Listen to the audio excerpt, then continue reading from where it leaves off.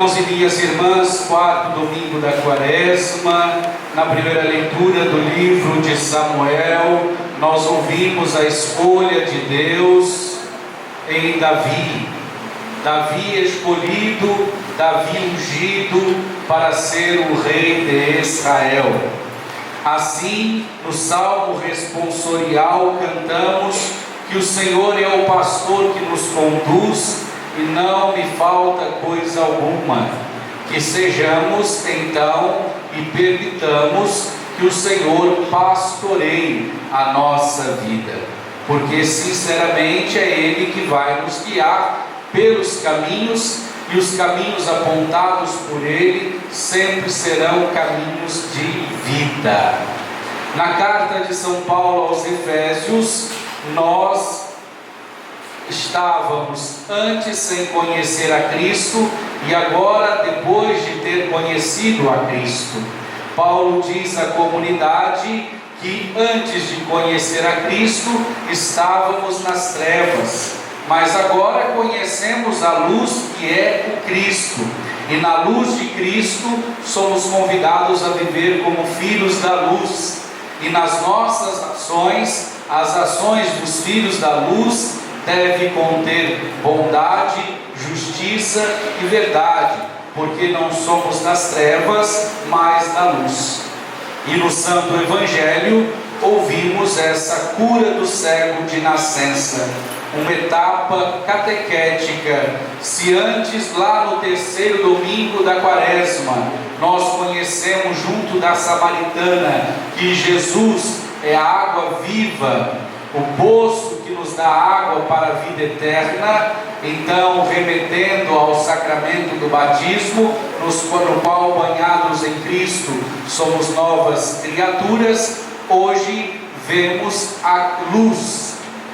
Antes estávamos nas trevas, agora estamos na luz, porque agora vemos e cremos verdadeiramente quem é o Filho de Deus, Jesus Cristo, o Messias esperado. Então hoje, a partir do Evangelho da cura do cego de nascença, nós temos que este cego está trazendo agora em sua vida a alegria de ver, recuperou a vista e agora pode contemplar as maravilhas de Deus, não somente por ouvir dizer, mas por ver uma realidade presente diante dele. Nós sabemos que a insatisfação de uma sociedade, muitas vezes imediatista como a nossa, se mistura com a frustração de um povo ávido por ver mudanças, por ver transformações, que quer ver resultados rápidos, na forma de um clique. Quando apertamos um controle de televisão e ao apertarmos o botão logo muda de canal, a rapidez imediatista da nossa sociedade, e um povo que é ávido de mudanças e transformações quer ver também na mesma velocidade atuar o divino, como num passe de mágica, que quer ver para sentir, que quer ver para acreditar, que quer ver para crer. E nós devemos entender que na etapa da vida cristã, naquilo que nós cremos, naquilo que nós seguimos, naquilo que nós acreditamos e na proclamação da nossa fé, é preciso crer para poder ver. E não como Tomé dizia: eu preciso ver para crer que o Senhor ressuscitou, preciso tocar as marcas das suas feridas, as marcas dos pregos em suas mãos e no seu lado. E ali Jesus exaltou aqueles que acreditariam posteriormente sem o ter visto, acreditando na sua palavra que liberta e salva, a palavra de salvação, acreditando no seu memorial da paixão, onde ele nos deixou e nos pediu que fizéssemos em sua memória a Eucaristia. Eis o meu corpo, eis o meu sangue. E assim o Senhor, que continua presente, vive e atuante na igreja. Então, meus irmãos e minhas irmãs, diante da visão limitada do ser humano, porque nós temos visões limitadas. Condicionar a nossa visão espiritual, a nossa visão física e material, é reduzir a nossa fé. Reduzir a nossa fé apenas àquilo que vejo, apenas naquilo que compreendo. E acabamos por vezes assim, nessa nossa visão muito limitada, menosprezando a grandiosidade do nosso Deus, que ultrapassa as aparências. É dar assim mais valor às aparências do que à realidade. É tornar-nos cegos para aquilo que verdadeiramente importa. Nós proclamamos palavra da salvação e nós dizemos: glória a vós, Senhor. Nós cremos nesta palavra. Nós cremos nesta palavra. Nós cremos naquele pão e naquele vinho que são consagrados no corpo e sangue de Cristo. Não é a nossa visão limitada que vai dizer apenas, porque se olharmos, o pão continua sendo pão ali, o vinho continua sendo vinho ali, na nossa visão limitada, mas a visão da nossa fé diz: é corpo de Cristo, é sangue de Cristo, é pão da vida eterna, é cálice da salvação. Quando o Padre diz: o Senhor esteja convosco, nós dizemos: Ele está no meio de nós. Nós não estamos vendo a Cristo, mas Ele está no meio de nós. É a nossa visão limitada que está dizendo que Ele está no meio de nós, ou é a visão da nossa fé? A visão da nossa fé crê que Ele está no meio de nós, pois Ele mesmo disse que estaria conosco todos os dias até o final dos tempos. De fato, meus irmãos e irmãs, é um real problema de visão quando nós julgamos a nossa realidade desde uma perspectiva meramente humana, sem levarmos em consideração os desígnios divinos, a ação de Deus presente na história, presente na nossa vida, sem darmos espaços para as surpresas de Deus em nossa vida e como Deus nos surpreende, como Deus age todo santo dia na nossa vida. Mas às vezes nós, com a visão limitada que temos, deixamos a graça passar e perdemos a oportunidade de experimentar a presença do Senhor em nossa vida, sem confiar que atrás das aparências existe um Deus providente que tudo governa. Assim, desta maneira, quando enxergamos Deus em tudo, que encontramos a alegria de ver. É em Cristo que somos novas criaturas. Em Cristo nós vemos a nossa própria vida revelada em sua existência e com Ele, repito, somos novas criaturas. É Ele que nos tira da nossa cegueira espiritual. É Ele que nos faz ver concretamente a sua manifestação na realidade. O Evangelho deste domingo apresenta essas duas realidades contrapostas: a realidade da cegueira física versus a cegueira espiritual. De um lado, um homem cego de nascença que foi curado da sua cegueira física e que começa a abrir os olhos da alma para acolher Jesus. Quando Jesus soube que ele havia sido expulso da comunidade, foi ao seu encontro. Onde ele não encontrou apoio, que foi dentro da comunidade, ele encontrou apoio nos braços de Jesus, que foi ao seu encontro terminar a revelação catequética que se havia iniciado. Crês no Filho de Deus? Crês no Filho do Homem? O cego pede: quem, Senhor, é este para que eu possa crer? E Jesus a ele se revela e ele diz: eu creio, Senhor. Então este homem que acolhe em sua alma o próprio Cristo. Por outro, as autoridades daquele tempo. as autoridades dos fariseus, dos mestres da lei, que fisicamente estão ótimos, enxergavam a tal ponto de acusar aquele homem cego de nascença de ser um pecador. Havia uma mentalidade antiga arraigada naquele povo de que se alguém nascesse com uma necessidade física, ele era um pecador. Quando até os próprios discípulos de Jesus perguntaram: Senhor, quem pecou, ele ou os pais, para que ele nascesse cego? Jesus disse: nem ele nem seus pais pecaram, mas para se manifestar a obra de Deus, a grandiosidade de Deus, que faz o cego voltar à vista.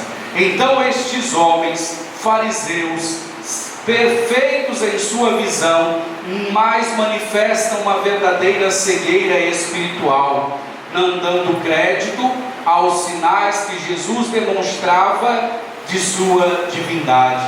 Eu sou a luz do mundo, e os fariseus não acolheram essa luz, preferiram atribuir as obras de Jesus a Satanás, a Beelzebu, ao príncipe dos demônios, onde Jesus precisa dizer: olha, se é por Beelzebu que eu expulso os demônios, um reino está dividido o reino está dividido dentro de si mesmo, e um reino dividido não se sustenta. E Jesus depois vai dizer na sua catequese que é pelo dedo de Deus, pela vontade de Deus, que ele realiza estas ações. Então estes homens fariseus não acolheram a luz de Jesus, não reconheceram a divindade de Jesus, o homem Deus, a segunda pessoa da Santíssima Trindade, e preferiram assim ficar cegos espiritualmente diante de Jesus. A doença da cegueira espiritual se torna uma perigosa enfermidade que assola a tantos cristãos que vivem chorando pelas frustrações e perdas da vida, mas não são capazes de enxergar a providência divina. Deus provê, Deus proverá, meu irmão. A sua misericórdia não faltará. Reze todos os dias. Deus provê, Deus proverá. A sua misericórdia não faltará. Preferem se desesperar diante das limitações e dos erros humanos do que confiar no poder de Deus. Aquele cego confiou no poder de Jesus. Já os fariseus, cegos espiritualmente, não confiam no poder de Deus, reduzem os acontecimentos apenas às coisas que enxergam, mas esquecem que existe um mundo bem mais amplo do que o mundo material. Existe um mundo mais amplo do que o mundo material. A nossa visão é muito limitada, e olha que com o passar do tempo ela vai ficando mais limitada ainda. Vamos usando óculos e vamos crescendo em graus à medida que o tempo passa. Então, se a visão desde que nascemos já é limitada, vai piorando ao longo da vida. Então, meus irmãos e minhas irmãs, não basta apenas confiar naquilo que vemos, é preciso ter fé para enxergarmos as coisas, as graças de Deus que nos são reveladas em nosso dia a dia. Não podemos esquecer, repito, que existe um mundo bem mais amplo que o mundo material. Não podemos julgar apenas pelas aparências, para as grandezas humanas, como na primeira leitura. Quem é o rei escolhido por Deus? Olharam todos os irmãos de Davi, mas a nenhum deles foi escolhido. Foi escolhido aquele irmão mais novo, o próprio Davi, porque Deus vê o coração. Nós julgamos pelas aparências, mas Deus vê o nosso coração, e é isso que importa. Muitas vezes nessa sociedade que quer ditar regras estéticas, corporalmente, claro que a gente precisa cuidar da nossa saúde, mas tem gente que exagera. Vai passar uma reportagem no Fantástico aí de um homem que quer viver, já tem 70 e poucos anos, mas quer ter o corpo de 18 anos. Então vai fazendo as mudanças estéticas corporais. Mas pense, lá dentro os órgãos estão apodrecendo como todo o tempo passando. Já não são mais o mesmo. Do que adianta a mudança exterior se a interior não acontece? Nós precisamos ser rejuvenescidos na alma, no espírito, para que Deus assim possa acolher-nos como as novas criaturas que somos e sermos salvos. Portanto, meus irmãos e irmãs, Deus vê o nosso coração. Não adianta as mudanças que fazemos no exterior se o nosso coração não mudar. Se o nosso coração não mudar. Então, aquilo que nós enxergamos só exteriormente, e assim já colocamos até pré-julgamentos diante de uma visão que temos de uma pessoa, mas só parando para conversar e conhecê-la melhor, que nós vamos ver: olha, essa pessoa tem um bom coração. Eu primeiramente havia criticado, julgado, me enganado, mas essa pessoa tem um bom coração. Nós não podemos julgar pelas aparências. Acima de tudo, Deus vê o nosso coração. Somente o encontro com Jesus Cristo irá dissipar as trevas da ignorância humana. Somente a experiência de Jesus pode desembaçar nossos olhos da alma para reconhecermos a sua presença tão eficaz no nosso mundo e na nossa vida. Uma experiência que permeia o nosso dia a dia e faz esvanecer todo tipo de tristeza e angústia, dando espaço assim na nossa vida, como deu espaço no cego de nascença depois da sua cura, a alegria de vermos tudo desde a perspectiva divina, desde os olhos de Deus. Assim, meus irmãos e minhas irmãs, o melhor remédio contra o problema de vista é o contato com o Senhor na oração. É o silêncio da adoração. É a humilhação de uma boa confissão. É a participação devota e atenta e digna à Santa Eucaristia. Nós, portanto, devemos estar concentrados naquilo que estamos fazendo. Viemos à igreja para quê? Para o encontro com o Senhor na palavra e na Eucaristia, e nossa atenção a Ele deve ser dada na sua totalidade. Nós muitas vezes viemos à igreja, mas estamos com a cabeça lá fora. Se o padre fala demais, já começa a olhar o relógio, quando ele vai terminar a sua fala, porque eu tenho um compromisso logo em seguida. Termos a paciência de participarmos integralmente da Santa Missa. É o momento, como aquela passagem de Marta e Maria, sentar aos pés do Senhor para escutá-lo. As coisas lá fora fica para depois. Esse momento é como Marta e Maria, Marta agitada nos muitos afazeres, mas Maria escolheu a melhor parte, que é estar sentada aos pés do Senhor para ouvi-lo. Não há coisa mais importante nesse momento do que a participação na Santa Missa. É os olhos voltados à palavra, olhos voltados à Eucaristia, porque depois desses dois momentos, o Senhor estará preenchido na nossa vida quando comungamos. Estar aos pés do Senhor, chega de agitação, chega de correria, é estar aos pés do Senhor. O restante fica para depois. Então, meus irmãos e minhas irmãs, ter presente essa participação devota, atenta e digna da Santa Missa. Pouco a pouco, então, vamos sendo curados, vai se limpando do nosso olhar todo o orgulho, toda a arrogância, a aridez dos nossos egoísmos, das futilidades da vaidade, da morbidez da preguiça, e vamos começando a ver a nossa vida segundo os projetos de Deus, e dessa visão brota a satisfação de viver o sentido da nossa existência e a alegria de não estarmos sozinhos, de não sermos frutos do acaso, mas sermos alguém pensado desde toda a eternidade no coração de Deus.